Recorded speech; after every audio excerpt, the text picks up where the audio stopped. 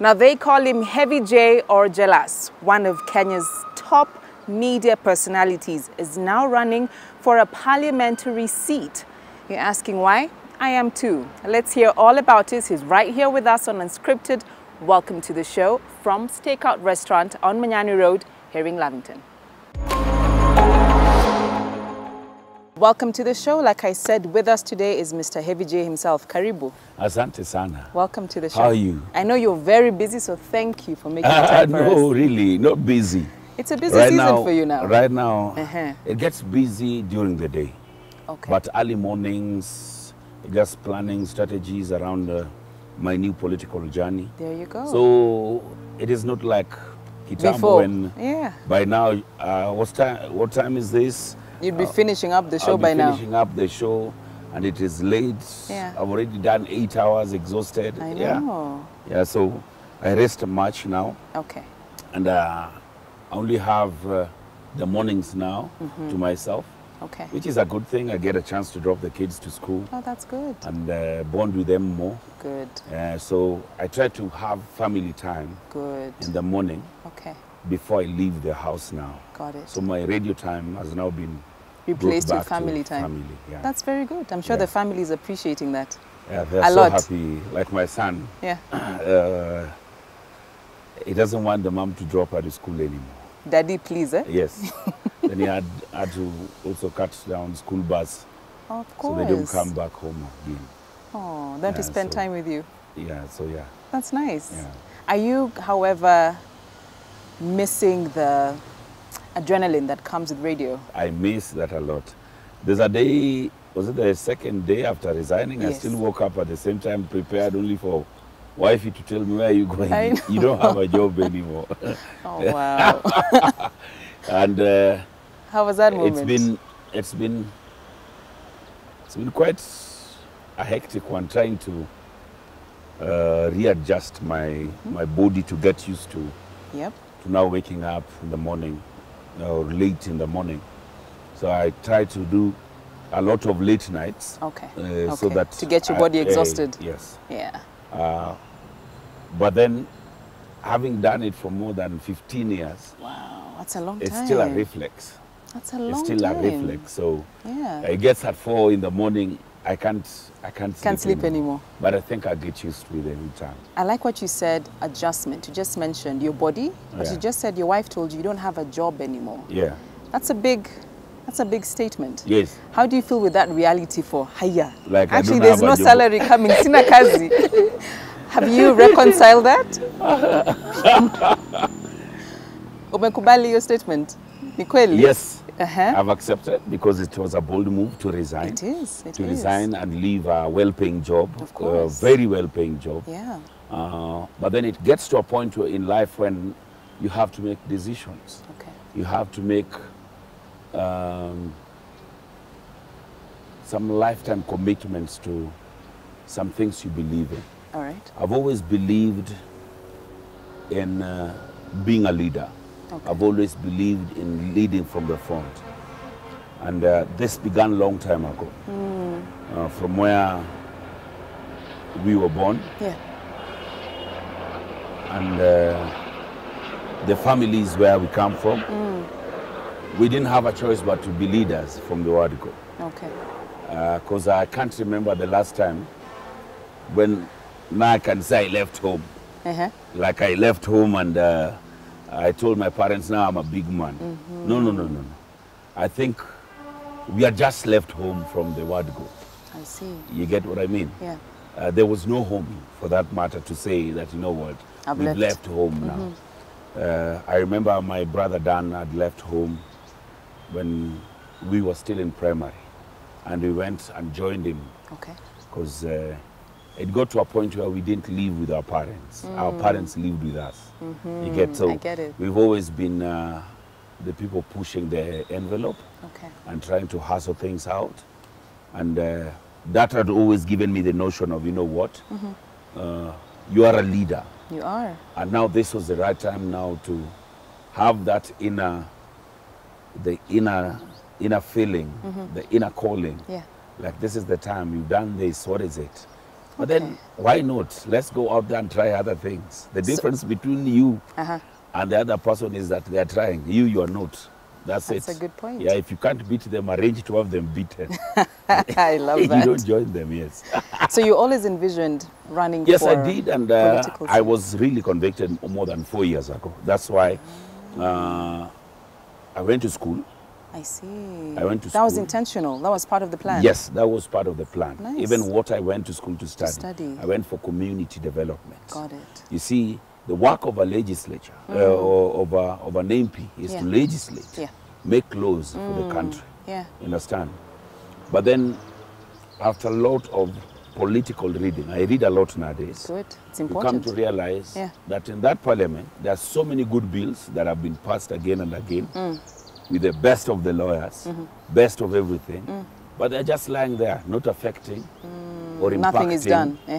The people in the community. Yeah. So I would actually urge our leaders to again rethink and put the work of an MP just not to legislate, but to impact the community. Okay. You get what I mean? Okay. Because you could be the best of the lawyers.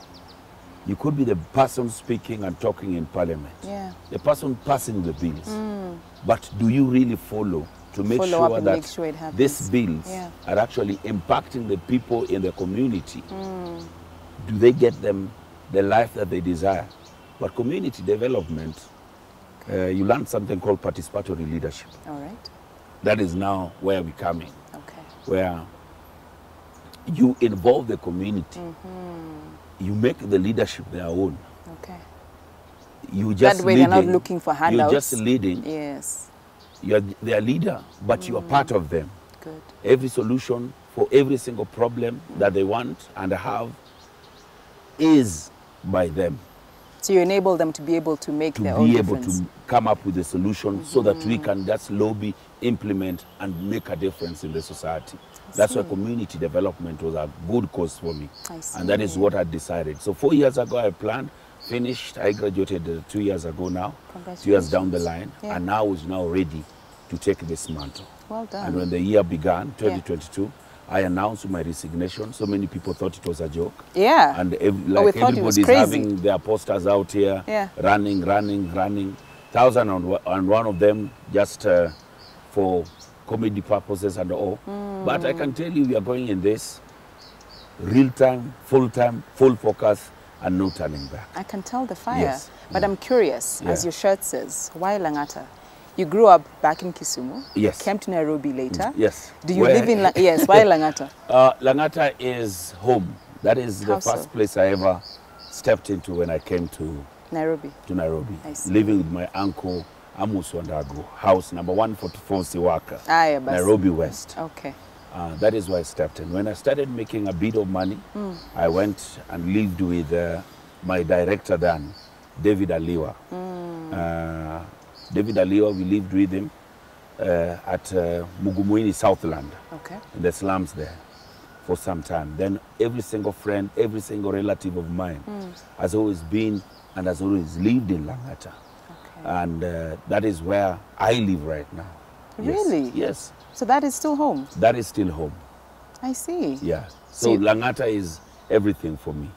So there was no better place than make differences in places where your families are, your family is, the people that you need and want to see changes happen to, and make it a model constituency for them, so that people can see the different kind of leadership that young people are bringing in.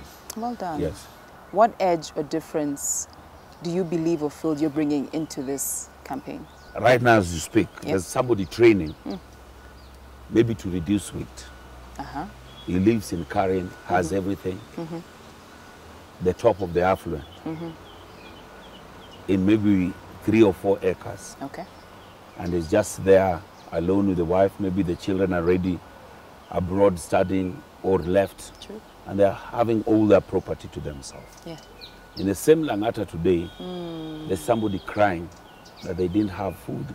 That's true. All right? That's true. But then again, there are people in Lang'ata who now run this country because Lang'ata has been said, and I believe it now that I've now transversed it, that Lang'ata is the most blessed and the richest constituency in Kenya. In Kenya? In Kenya. Why do you say so? The opportunities in Lang'ata are immense. All right?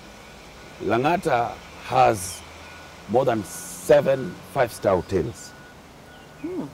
From Emara to Boma to Eka, the Old Ole Serene, the Carnival, the Tamambos, Weston.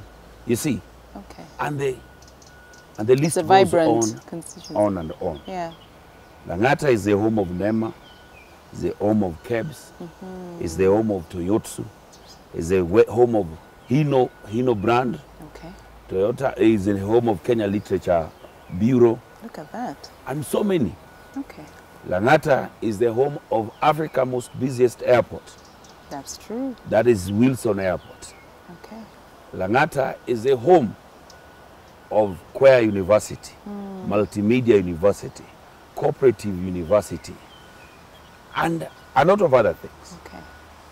Yet, the biggest problem is that there's so many institutions do not even have residents of Lang'ata as employees in them. All right? As an MP of Lang'ata, what will you do? How will you change that? You tell me today, if I walked into Hino as an MP of Lang'ata, told them that this institution is within this constituency. Could you consider having, even on casual basis, 5 young people from our constituency to work for you guys? You get? So that I can go and lobby. I walk into Emara, I tell them 5 of my constituents, well deserving and qualified? Well deserving, qualified. Your institution is within our constituency. Please, Eka, would you allow even 2 of them to be employed here? Lang'ata Barracks is, the barracks is in Lang'ata. That's true. KWS is in Lang'ata. You understand? The polls are not lying. Mizani the other day put me way ahead of even the incumbent. Really? Yes. Way, way ahead. So you're confident? I'm not confident, but I'm ready for this. On that note, we take a break. Jalas is ready. Welcome back. Thanks for staying with us. Jalas, thank you for sharing your vision and your plan with us. Like you said, you're confident, or you're ready for this. We are ready. You're ready for this. I have to ask though, it's the first time you're running, and usually first timers, it may not go as planned. Yes. If that doesn't happen, have you thought of that eventuality? As we speak, right now I don't have plan B. This is it. This is it. All right. So you really believe in I've always given, I don't get into things that I'm not confident about. Nice. But these are murky and charted waters for me. So it might go a different way. But just like I told you, I believe in science and numbers. And the numbers are good so far. Elections were held today, free and fair.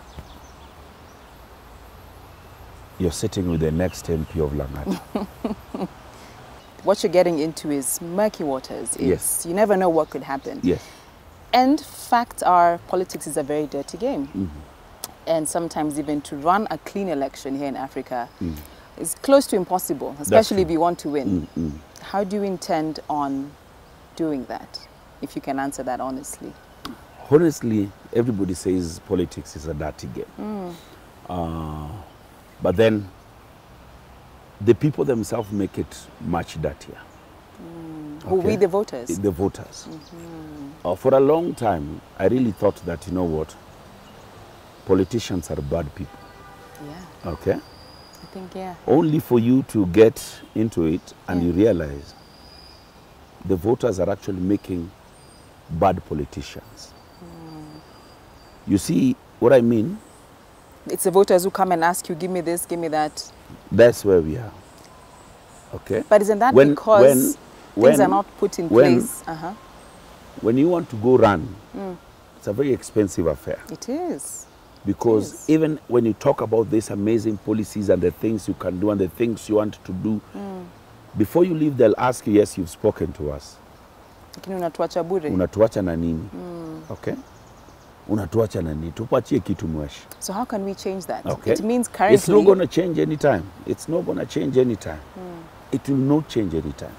This means when this politician gets into office, the first thing they might want to do, or they will want to do, or they will do, is to want to recoup what they spend. So there are people who made politics a business. Okay? They've made it a business. And when you put money in a business, all you want is to recoup. To recoup. Make that money back. Make my money back. And unless that changes, we will drag so much with our politics. And drag the country down along with it. We're trying to change that in Lang'ata. Okay. How so? Where we are making it, you remember what I told you, participatory leadership. Where you Involving talk to people, you involve them, and you tell them why. So that we don't elect people who, when they get to the office, the first thing is, let me get something from the people's coffers. That is why my campaign plan and slogan is called Utu na Watu. Humanity and the people. Good. You see, humanity is the only thing that makes you human. That's true. Okay? That's true. If you human and that's enough, usually lost when you're in a position of power. Yes. When you're in a position of power, that is gone. That's true. Most of the time. If you're left with a bit of it, you will understand that this money is meant for bursary, not for me to buy another Range Rover. There you go. This money is meant for health. It's not for me to buy another mansion. There you go. Like Obama says, how many cars can you sit in? Or how many houses can you own? Can you own? Yeah. You get what I mean? Yeah. But each and every single day, I see where voters are pushing politicians to thieves, to be looters. Okay? Where everything around it is money. And I've come to get used to it. Yes, we are going to use money, but we will try and make sure that we show the people difference in leadership. Wow, I like that. Yeah. And do you feel, because not many people will think like you. Some want to get into office to steal or to better themselves. Also, if you're getting into this thing when you don't have any other thing that you're doing. There you go. Once you've never made this kind of money. There you go. You've never seen this kind of power. You've never seen what fame comes with. Now, it gets to your head. Let me tell you. Number one, I've been famous. You have. You are. I've been famous. Yeah. If I walk with you out here, from the watchman to the owners of this place, she told you. Yep. And everybody was saying hi. So when we go out here, from the offices down across the road to the Makangas here at this stage, they will tell you, Jalas, sasa niaje, nini. So, number one, fame is not something you're looking for. I'm looking for. Yeah. All right. Okay. If it's money, I've lacked money. I was going to say that. I feel like it goes back to your humble beginnings. I've gone without food. I've walked these roads hungry. But the same roads I've seen my billboards up. All right? Well done. There's a day we even sat around a billboard, my first ever billboard. Yeah. I went and sat down there on the same road where I used to pass hungry. Wow. And we ate under that billboard, just to thank God. Amen. To tell him that this far you brought him. Amen. You get what I mean? I hear you. So we've lacked it. I've also held it. Okay. And I've touched good money for that matter. Okay. Okay? So if it's the chums, your conscience must always be there of why you went to the office. That's true. Why you looked for this job. That's true. Work for the people. There's a greater reward in you working for the people than working for yourself. I love that. And giving back has always been me throughout. Okay. Even when we started our channel, we made sure that it was a platform where people would come, be listened, and be helped. And actually that channel also gave me a bigger perspective of what people are going through. that somebody, an hospital has locked somebody's body because of unpaid bill. You get what I mean? Yes. They are in business. But let's be human. Without humanity, such a thing will still happen. How did you become the man you are today, Jalas? Wow. My biggest motivation has always been poverty. Okay? Poverty can drive you to a point where... Have you ever been in a position that where what is left for you is just to be strong? Of course. Of course. That what, at this point, unless I'm strong... Yeah. This is it. This is it. Yeah, of course. We all get there. I remember a time like this. By now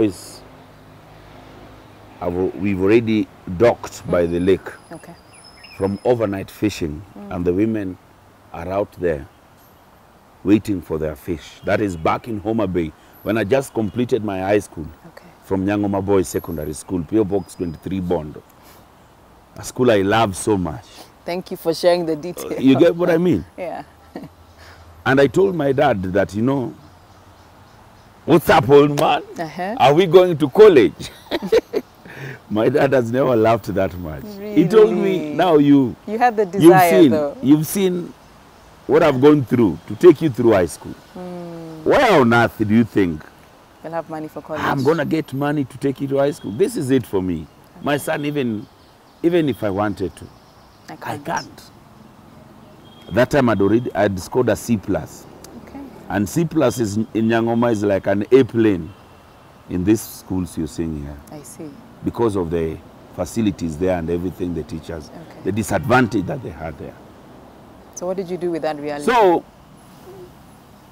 I used to lock myself in the house because so many, you know how people, you guys are brought up in a neighborhood. Nasikia, James left for college, Nani has left, Nani has left. Everybody, all your age mates are already in college. And you're home. And you're home. I think that's the first time I think depression hit me. Oh no. Hard, very, very hard. I used to lock myself and cry myself up. Oh, but then I asked myself, for how long? Will I do this? Will I do this? Yeah. So I left and said, let me go to the lake like any other young man. Because in Homa Bay, the first job is to be a fisherman. In Kericho, the first job is to go to the tea estates. True. If you're in Kitale, the first job is in the farms. If you are in Narok, the first thing is in the wheat farms. Right. In Homa Bay, the first job was to go to the lake. I went there, got initiated to the biggest job that made me the strongest person I am today. Really? Because at 6 p.m. we'd go deep into the lake, into the night, cast the net the whole night, and pull it the whole night to have the fish by the show in the morning. Wow. Then later I left, I joined Capital Fish, which is now closed in Homa Bay. That was my first job now. I see. Salaried job. Okay. But it was a per day job where I was being paid 160 shillings per day for 8 hours, which was not still guaranteed. I still had to stand in the front of the gates, holding my ID card. Wow. At the age of 18, 19, holding my ID card to be picked, to get into the, to do packaging, work in the ice and in the cold rooms, package fish for export to Israel. That was an experience, huh? What made me even sad is that Capital Fish is right opposite Lake Primary School where I went. So the teachers would use me as an example. Don't be like that man. He was there. And because of these so many things, look at him, look at what he is. But look at you now. Look at you now. It hurts me so much. But here we are, Grace. Look at you now. Here we are. Let's take a short break, actually. When we come back, you'll tell us what that built in you, that experience. Let's take a short break. Welcome back. Thank you for staying with us. Now, Jalas, before the break, you were just recounting your life back at home when you started fishing and what that built in your character. One day, Dad told me, "You want to go to college?" Yes. He gave me 2 trousers, 2 shirts, and I think 800, I think 900 bob. All right. And told me, "Go be a man." Really? Yeah. And that's how I left Homa Bay. And you went coming to Nairobi. I had relatives who were waiting for me here. And what my dad was just telling me, just go be a man. Yeah. Go look for it. Go look for it. Go earn it. Because Homa Bay was depressing me now. Because my friends would come from college, I would see how they were dressed, everything, they're moving, how their conversations were starting to change, how now... You felt you left behind? Yeah, I was being left behind. Yeah. And the only place that I could get that chance was in Nairobi. So I came to Nairobi, lived with our relatives. In Lang'ata? In Lang'ata. There we go. Then when we started acting set books, what helped me is actually pressure from teachers. Because time was now running out. The shows need to start. The students need to go back to school. So they just said, okay, let's do this. One day, can Aribika, we still have a whole month of shows. You'll say day 2 wasn't a good show. So at that time, we had done a bit of traveling here and there in different schools. But then my big break was this one day. Okay. So I go stand in the darkness of the National Theatre, because the place goes dark when the lights have been switched off and everybody gets in the mood. Yeah. And kaboom, the lights on me. And I'm wearing this whole white kanzu. And it was a Swahili play based in the coast. It's called Mwisho wa Kosa. And you can feel that all these other superstars are looking by the wings. To see how this guy will do. Yes. What will happen? Am I here to spoil the show? Do they need to help me? What helped me is that opening was a very sad opening. And I kept on asking God, did this guy have to go out drinking for these people to see what I'm able to do? But God, this is your timing. I appreciate it. Okay. Thank you, Father, for showing these people what I can do. I love it. And the prayer kept on running on me. Okay. And I said, this is it. Karibuni sana kwa Mwisho wa Kosa. Ni riwaya iliyoandikwa naye Zed Bruani na kuchapishwa na Longhorn Publishers. Na kwa idhini ya Longhorn kunakiliwa kuwa tamthilia naye Bwana Jasper Okda. Huyo ni mkurugenzi wa kikundi maarufu Jicho 4 Productions, kikundi kinachojishughulisha na uigizaji jukwani vitabu vya fasihi katika shule za upili nchini Kenya. Ili tujue ni msika yupi aliyotenda kosa lipi na vipi na lini na kwa nini. Jiunge nasi toka hapa hadi ufuoni mwa bahari, meli yetu itakapotua nanga kwa uhondo ribo. Usicheze mbali unga robo. Monica, you guys. If you're at home, there's a loud applause. To that and you day, remember every line. To that day. Well done. To that day, those are lines I said more than 20 years ago. Imagine. But they ring in my mind as if it was yesterday. Because those same lines changed my life in ways nobody could. Wow, Jalas. And I did the whole show.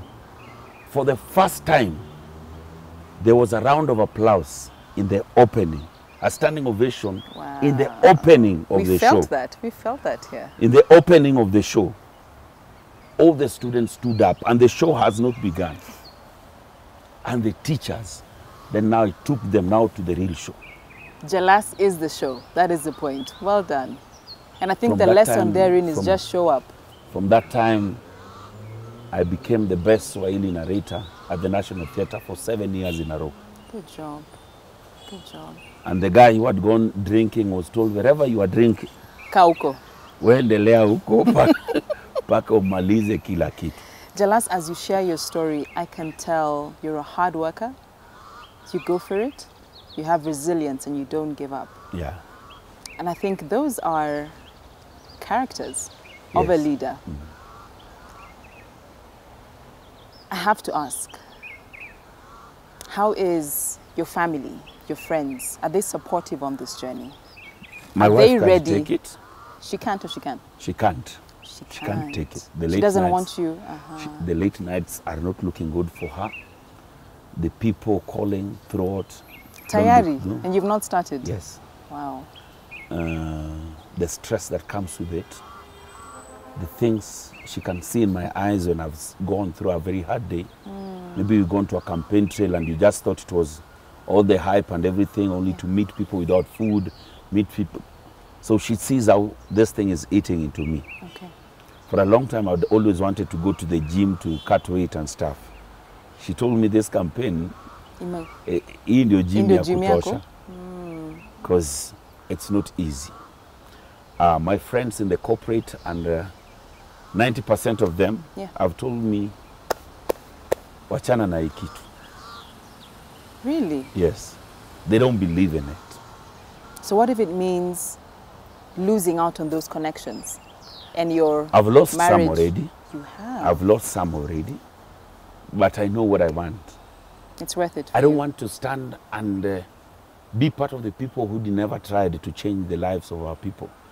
I want to go to the books of this country, to a few people who, despite of the challenges, I want one day to hold that Bible and swear to work for the people of my country. I want to swear by the Bible that I, Felix Odiwuor Jalang'o, do here swear by. Promise to serve you. To promise to serve you. I don't want to sit in the fence anymore and complain. I don't want to be the people who saw an opportunity to help others but didn't take it. Politics gives you a bigger voice. It does. Gives you the bigger platforms, gives you a chance to do more, to help more. As we wrap up, two things. Speak to that boy watching who has given up. All he has is strength, like you mentioned. He doesn't know what tomorrow will bring. He doesn't see himself being a success story like yourself. What can you tell him today? I talked to some 22-year-old young man some time ago who called me and told me I've tried everything and given up. At 22, I was a fisherman in Homa Bay and a fishmonger, not knowing what to do. Between fishing and working there, my friend called Wax, who we used to work with at Capital Fish, had left for Kakamega and told me, bro, there's a big opportunity, come.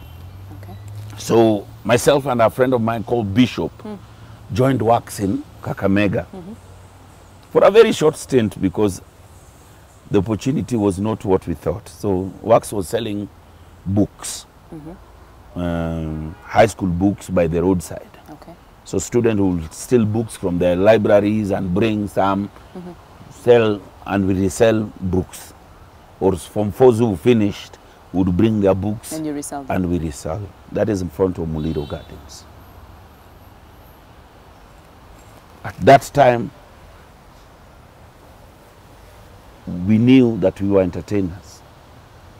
And I used to dance at Club Styles that was owned by Cleophas Malala's father.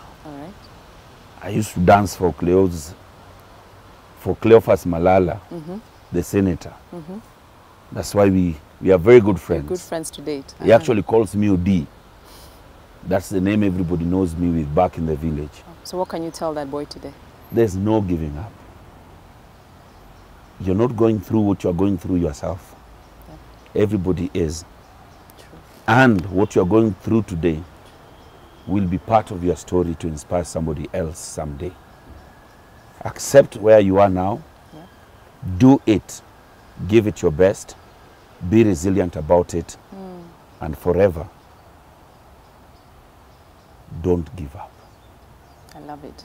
As we finish, look into the camera and tell people why they should vote for you.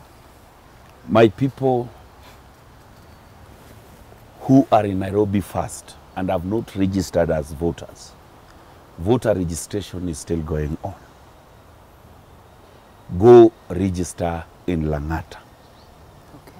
Once you've registered in Lang'ata, let me send this amazing message for my people in Mugumoini Ward, the people in High Rise, the people in South Sea, Nairobi West, and those in Karen. That I, Felix Odiwuor, Jalang'o, is humbly requesting you to vote for me, more so in the forthcoming nominations, so that I can have that ticket that I really so need to be able to be part of the last lap in August. But then why should you vote for me? One reason and one reason alone. Let's make Lang'ata work for Lang'ata.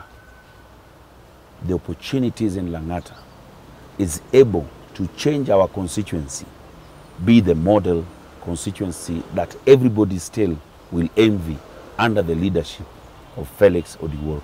Partner with me in this journey. Thank you. Thank you, Felix. Asante sana. Asante Jalas. Thank you. We appreciate your time, your story, and we wish you all the very best. Asante. You heard it straight from him. I hope you're inspired. I know I am. Thank you so much. Take care of yourselves.